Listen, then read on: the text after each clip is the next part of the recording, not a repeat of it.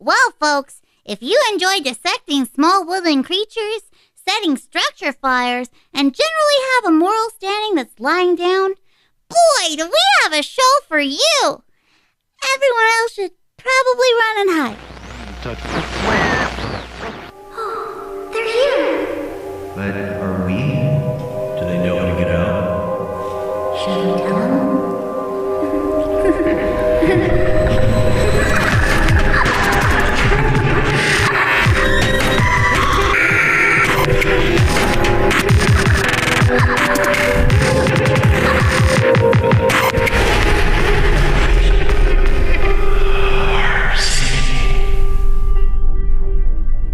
Episode 2, Girls' Night Out, written and directed by Jason Luka.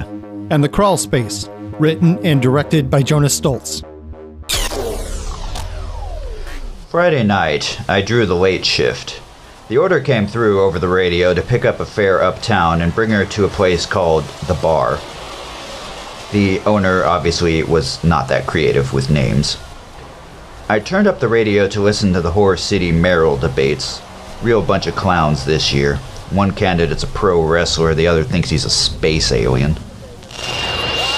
Baron Von Mango has funded his entire mayoral campaign by running an event called the World Series of Thievery, brother. He never paid for the venue, and when people arrived for the show, they couldn't get in and couldn't get a refund. Oh no! Which I guess technically made him the winner. Yeah. But is that the kind of man you want running Horror City? Oh no! Should be. I had arrived. Thank you. The bar on 17th, please. You got it. Having a good night so far? Work was shit, but I made enough at the diner to get my friends out of the house. I'd never get them out of the house any other way. They told me I was only picking up one fare tonight. Well, Stephanie's the only one with the car, so she's picking up Maris from Bible study. I could almost audibly hear her rolling her eyes. Who are you talking to? Damn, I was thinking out loud again. Your friend has Bible study on a Friday night? Yeah, she's just a wee bit obsessed. Just a little. She called me the other night and we had a conversation because her neighbor had been playing the same song like 20 times in a row, and she was wondering if she should say something. So what'd she end up doing? Well, she wrote her a letter and slipped it under her door. Something along the lines of, Dear Madam, I noticed you've had the same song on repeat for over an hour now. If you'd like, I want to invite you to come up to 216. I can make you some tea and we can talk about what's bothering you. How do you do that? What? That echo thing with your voice. Oh, I've done a lot of voice acting. Oh. Well, what happened? She sent me a text the next morning. So, I had tea with Janine last night, and, at least metaphorically, I probably pulled the knife off her wrists. So, we had a talk, and I think she's going to come with me to church on Sunday. PTL. What's PTL? Not a clue. Well, what about your other friend? Stephanie? She doesn't have a lot of stories. She dated some douchebag a few years back. Now she's got trust issues and spends most of her time at home on her blog and reading fan fiction. Just a wee bit socially awkward. Sounds like someone I know. Well, we're here. Lindsay gave me her card, signed the receipt, and wished me good night as she headed into the bar. And seriously? Who are you talking to? Damn, I was thinking out loud again. Maris, hey. Hi, sit down. Hello, my name is Fred, and I'll be your waiter this evening. Hi, Fred. Stephanie, are you already drunk? It doesn't matter. Can I get you ladies something to drink? I'll have the bucket, and Maris will have...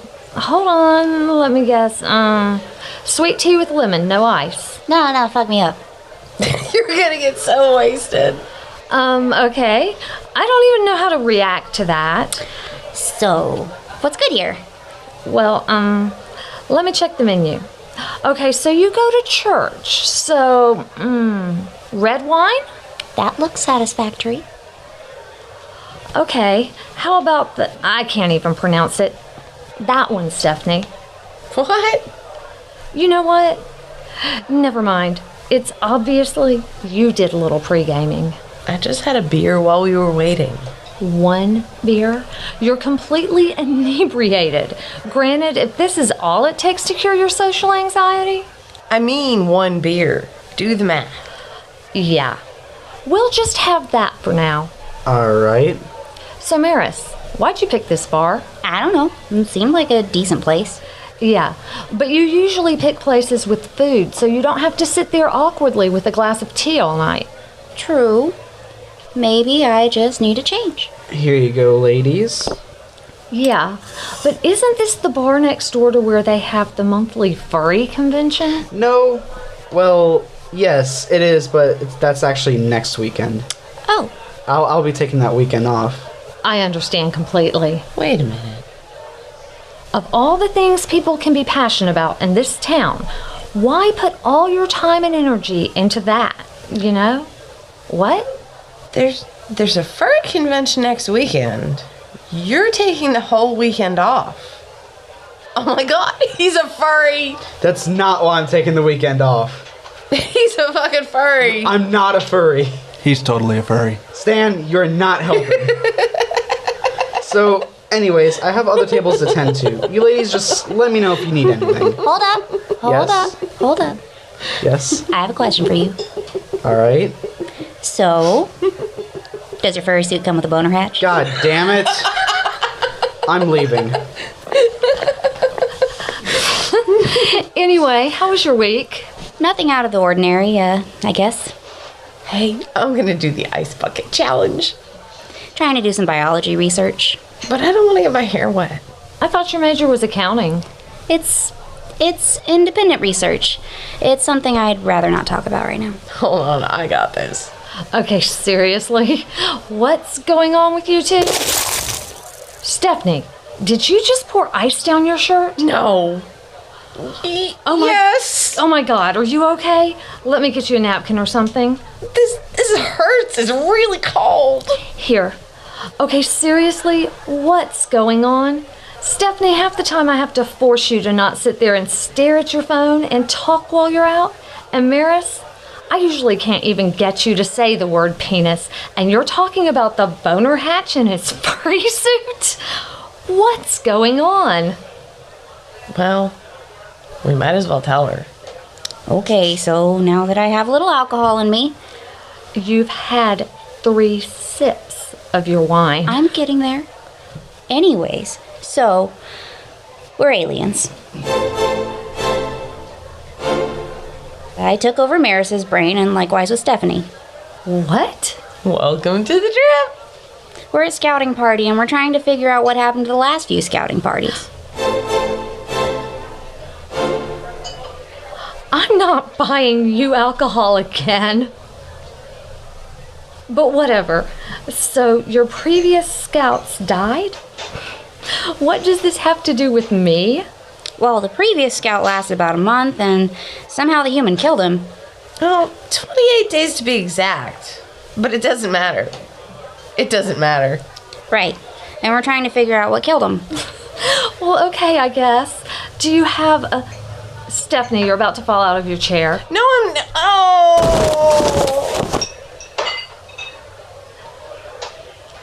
Ow. That hurts. You hit your head on the padded end of the couch, Stephanie. I know, and it hurts. Ow. Well, your species obviously has a very low pain tolerance and apparently a pretty low alcohol tolerance as well. Wait a minute. You have a low pain tolerance and your scouts haven't lasted more than 28 days? Oh my God. You're going to try and invade Earth and you don't have the pain tolerance to handle the human menstrual cycle? What? This is part of your reproductive process? We should tell headquarters. Here, give me the keys. I'll drive. You're not driving anywhere. It would make sense. If we sterilized the females first, we could survive long as we needed to. Yeah, but see, this is where I kind of throw a little wrench into your plan. Excuse me? You see, you can go a day or two late or early every month, and people who've been friends for a while can usually sync up. Maris and Stephanie, well, the real Maris and Stephanie and I have been friends since middle school. And you're due. Well, that means we need to get back to base immediately. What? Right now? Seriously? Yep. What manner of vile blood sorcery is this? I don't feel so good. Just from a purely academic perspective, though, why not just take over the men? Cause they're ugly. Lindsay? Hey, I think you had a little episode. That was more than a little episode. Yeah. You ladies doing okay? I need a tampon. Never mind. Oh, my head. Come on. I'll take you two home. Maris never spoke of this incident again after that night. Stephanie wrote down what happened but knew that nobody would believe her. She turned her experience into a one-shot piece of supernatural fan fiction. It currently has 700 hits on AO3 and mixed reviews. I'm never going to be able to show my face here again. There are furries who come here. Don't worry, you'll be fine. At least I didn't see anyone from church. Yeah, poor little Christian girl getting drunk on 3 sips of wine. I will beat you. Hey, what would Jesus do? Whenever you say that, don't forget that flipping over tables and chasing you out with a bullwhip are options that are never completely off the table.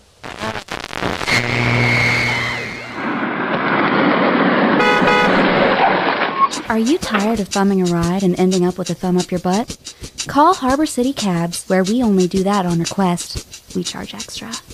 That's 555-CABS. Are you a fan of death, dismemberment, and mutilation? I am. Does the thought of a helpless victim being tortured turn you on? Well, listen up, folks, because we've got a deal for you. Ooh. First, there was the Red Room. Then there was the Redder Room. Now, from the fine folks that brought you the hit TV show Cannibal Island, we bring you the Reddest Room. That's awesome. That's right. This is the Reddest Room anywhere online. Neato. We offer more blood, more guts, and more gruesome death scenes than any other streaming service. All live and all real. How do we do this? Hard work, a little ingenuity, and the latest in streaming technology. Wow. We pre-pump our victims with extra blood, so they are bloated like giant balloons. When we go for the glorious kill shot, you are guaranteed an explosive explosion of crimson gold. Oh boy. The blood sprays like a garden hose on full blast. The Reddest Room is fitted with 16 strategically placed high-definition cameras that you can control. You, and you are the director. Ooh. We also offer streams in 3D so you can feel like you're right there in the room. Oh gosh, that's awesome. It's a mind-blowing bloodbath of multi-dimensional awesome. I want to see that. Experience every scream, every slice, and every eye gouge in glorious detail. From toddlers to grandparents, everyone can enjoy this roller coaster of gore. Whoa. This is the deal you've been waiting for. We offer this for one low monthly subscription of only $19.95. And if you order now, you'll get a free tarp, cutlery set, and instructional DVD so you can practice your own techniques at home. Whoa. Find the Reddest Room online. We're not on the deep web. We're not even on the deeper web. Find the Reddest Room on the deepest web, because that's where all the fun stuff happens. Nothing, Mom. I'm just watching videos. Are we going to learn about calculus today? I wonder what the story time is for this period. Calculus, really? Gather round, children. I have a story I'd like to tell you. It is about a boy and his new friend and a very mysterious basement. This story is called the Crawlspace. Many years ago, there was a large house on Magnolia Hill. It was old and rickety because nobody had lived there for years. Windows were boarded up, the grass was overgrown, and the yard was in shambles. Some say the house was haunted, But many paranormal investigators had visited the house, and every single one of them said there was nothing strange or unusual about it. I bet that house was like really, really haunted. Haunted? No. But it was a very peculiar house. Very peculiar indeed. Ooh. One day, a young boy moved into this house with his mother. His name was Little Leo because he was a small, frail boy who had the heart of a lion. But he wasn't happy he moved because he was no longer allowed to see his dad and his dad's new girlfriend. Skank. Now, that's not necessary. I bet she had big tits. Yes, they were very large and very fake. Moving on, Little Leo did not like this house, not one bit. He complained and complained, but his mother wouldn't hear a word of it. She said things like, "If it wasn't for this house, we might just be living on the streets. Be grateful you have a roof over your head, Leo." Mom, it's creepy. The floors creak, the rooms are dark, the hallways are always cold, and the foundation makes very unsettling noises, especially at night when I'm trying to fall asleep. Old houses do that, Leo. How about this? We'll go to the hardware store tomorrow and pick up some of that Fannie McPhee's house grease and lube up this house real good. It'll be slick and shiny, just like new. I don't believe that product exists. You're trying to pull the wool over my eyes just like you did with the rat you tried to pass off as a puppy. Oh, it does exist. It's an as-seen-on-TV product, Leo. Skeptical, but okay. That stuff doesn't work. My dad said it was just a big scam by greedy corporate interests yanking his hard-earned money out of his pocket. Yeah, it's true. The lube didn't work on the house, but it was the thought behind it. Leo's mother loved him very much and wanted to do everything she could to make him feel better, but... Mom, I don't like living here. There's nobody my age in the neighborhood, and all the other kids at school just stare at me. I've heard them whispering that I'm the freak that moved in the creepy house. Give it time, Leo. You'll make friends. We'll get the house fixed up and it won't look creepy anymore. The whispers will stop and you will be just another regular kid. It'll be just like your old school. I promise. Pinky swear? Pinky swear. It's time for bed. I'm going to tuck you in and I want you to get some sleep tonight. But the house is still creaking. Yes, I know.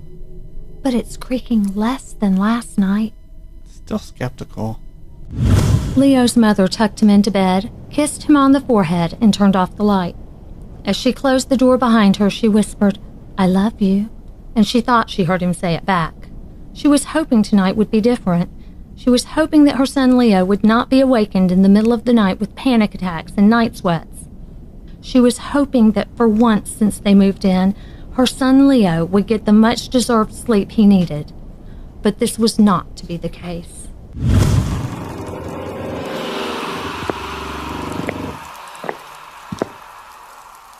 You're the one that's been making all the noise. The one that's been keeping me up at night. I don't mean to. It's just... we need your help. Aha! I told you the house was haunted. To be haunted means there were ghosts in the house. This was no ghost. This was a demon child known as the Crawler, because he spent most of his time on his hands and knees crawling like an animal. If this little demon ever had a name, it was long forgotten in the vastness of time. Now Leo wasn't afraid, not on this night. He was able to put a face to the sounds, and that gave him an unusual sense of comfort. The Crawler reached his hand towards Leo. You're cold. Yes I am. I'm sorry, does that make you feel uneasy? Well, I just didn't expect it. I'm like you, I guess, in most ways, except I'm a demon and you're a human. Small differences, really. Well, not really that small, but, you know, hi. Hi. So, there's something you need to know. There are a couple of us, actually a bunch of us, stuck here, and we need your help. Why me? Well, you're a kid and you're living here now, and based on your age, you're also, you know, you've never done the icky. You mean... Good. You are a virgin then. Was a bit worried in this crazy age of music videos and internet porn. Toddlers getting busy with their babysitters, know what I mean? What I mean to say is, we need your help. Your virgin help. At this point in the story, little Leo was a bit shocked. It was true he was a virgin. Obviously, as all of you children should be. Thing is, every time Leo heard a story about a demon getting help from a virgin, it didn't end well with the virgin getting sacrificed to a volcano. Is Leo gonna die in this story? Because if he is, I need a safe place. I've heard this is a trigger on the internet. Dead virgins, yeah, it is. No, Leo is not going to die. Oh, he better not. My dad's a lawyer and this is a public school. I'll help you on one condition. You will make the house stop making noises. Yes. Anything. It is an old house, and not all of the sounds are from me, but yes. I'll get everything fixed. No more sounds. Deal. What do you need? Shoes, and a flashlight, and you. Oh, this is exciting. Okay, got my shoes. Flashlight's in the kitchen. Let's go. Time to raise the murdered children from the dead. What? Oh, God, fine. This is awesome! I don't like this story. Yes, Leo's house was the site of dozens of murders. All children who were chopped to pieces and buried in the crawlspace. The previous owner of the house was a cruel, sadistic man, and a long string of unsolved murders were attributed to him. I think I'm gonna be sick. What did you say? Raise the murdered children from the dead. Just a couple of dozen or so. Not really that many. Okay, maybe a bunch. Apple, oranges, whatever, save the children. I think I'm gonna be sick. No, please, don't. It's nothing to get sick over. They're just trapped here. Their souls can't leave. That's why we need you. If you help us, I'll promise I'll make the house stop making sounds. Okay. Follow me and be quiet. Got the flashlight. And a knife. No. You don't need a knife. Just your shoes, a flashlight, and you. A knife is unnecessary. I'm bringing the knife. Yes, children, little Leo got a knife. A very sharp knife. When dealing with demons and undead spirits, you never know what could happen. I heard that if you introduce a weapon into a story, it's gonna get used. Oh, I got it! Leah's gonna kill the demon crawler thing! Spoiler alert. No, Leo is not going to kill anything. Then there's gonna be a struggle and the demon crawler is gonna get the knife and kill Leo! No. Then just wound him, like, really bad. Maybe he brought it because he wanted to cut through cobwebs or make a sandwich. That doesn't make any sense. You're right. There was a real reason why the demon child didn't want Leo to bring a knife. It wasn't very pleasant. No, you can't bring a knife. No. Many of the children were killed with knives. If you bring it, they might see you as a threat. Please, put it away. These are angry souls. Then tell me this. Why does a demon like you want to help these children? I want them freed. No, you don't. I want to be freed. I'm bound here because of them. I was summoned to watch over their lifeless bones. I was summoned to make sure their souls never leave this house. But that means I can't leave this house either. If you free them, you free me. Nobody here wants to stay here. We need your help. I need your help. I want to go home. I want to return to my old life. I was afraid if I told you the truth, you wouldn't believe me. I mean, look at me. I'm a disgusting demon who crawls around like an animal. No, you're not. You're just like me. Except you're a demon and I'm a human, so not really. But you know, hi. What do we need to do? Follow me. The crawler led Leo to the wooden basement door. Leo and his mother had never ventured into the basement. It was a part of the house that just didn't feel important. The doorknob was heavy and difficult to twist. Once Leo opened the door, a heavy, musky smell engulfed him. There were no lights other than Leo's flashlight to guide the two down the thin, creaking staircase. The basement was dark, cold, and unusual noises could be heard from every corner.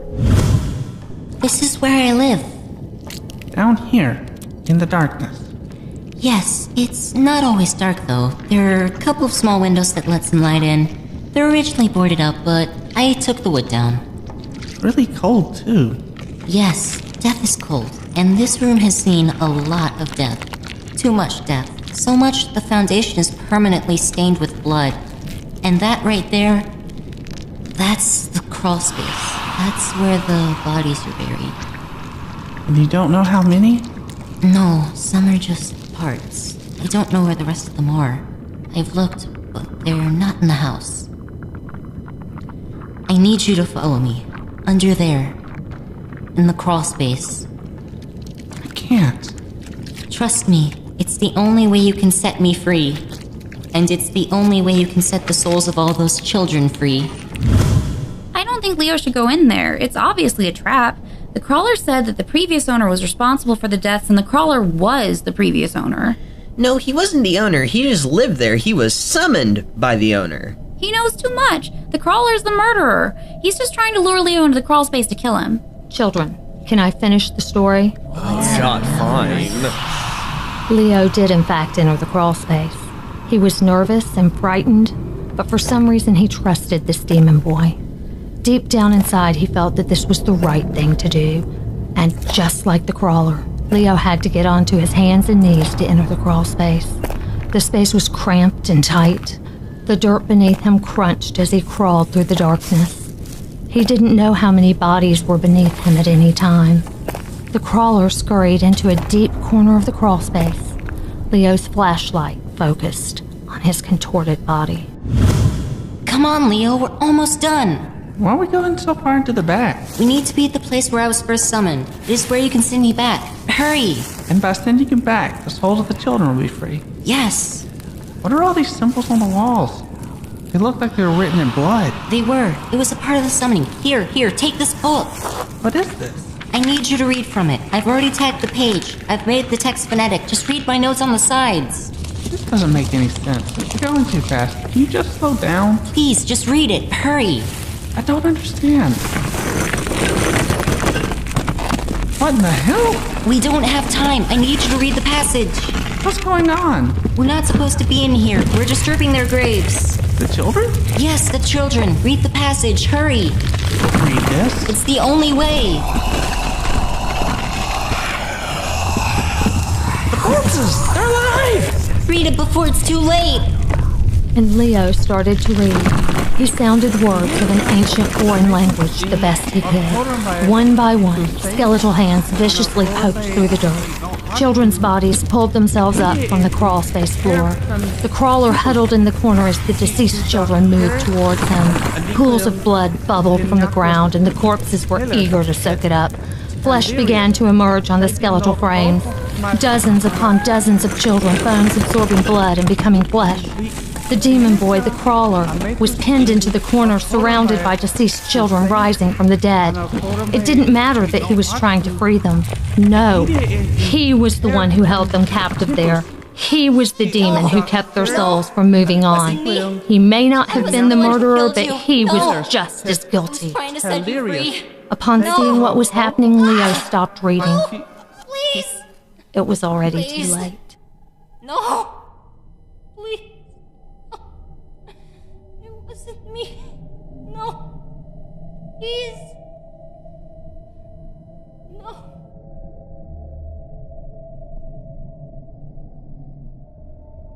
Then the risen children turned to Leo, quiet, motionless. Something was wrong. The flesh that was forming on the bodies of the children was horrific. Deep wounds healed into terrifying scars. Fingers and toes were missing, one without eyes, one without limbs. One girl looked deep into Leo's eyes, a look expressing thanks. She tried to mouth the words "thank you," but a deep scar across her neck revealed she couldn't if she tried. One by one, the corpses returned to their graves, some reaching out to touch Leo for a brief moment. Little Leo, The boy with the heart of a lion remained quiet and motionless as the children, one by one, acknowledged that they were finally free. That night, Leo slept in peace. The house did not make a sound. There was nothing to keep him awake. So why did he need to be a virgin? That made no sense. How did the crawler know about the internet? Dumb. Also, where did the knife go? Wasn't he supposed to use it or something? I think those questions might best be answered by my son. Children, let me introduce you to Leo. Hi. Episode 2, Girls' Night Out, written and directed by Jason Luka, edited by Jonas Stoltz, performed by Connor Kincaid, Jason Luka, Kirsten Krause, and Nancy McGee, with Wolfgang Stoltz, Rio Campbell, and James Blaisdell. The Crawlspace was performed by Connor Kincaid, Rio Kimball, Lynn Marr, Kirsten Krause, Zach Blaisdell, plus the Horror City cast as the Classroom Children. A Horror City studio production. Audio mastering by Jonas Stoltz.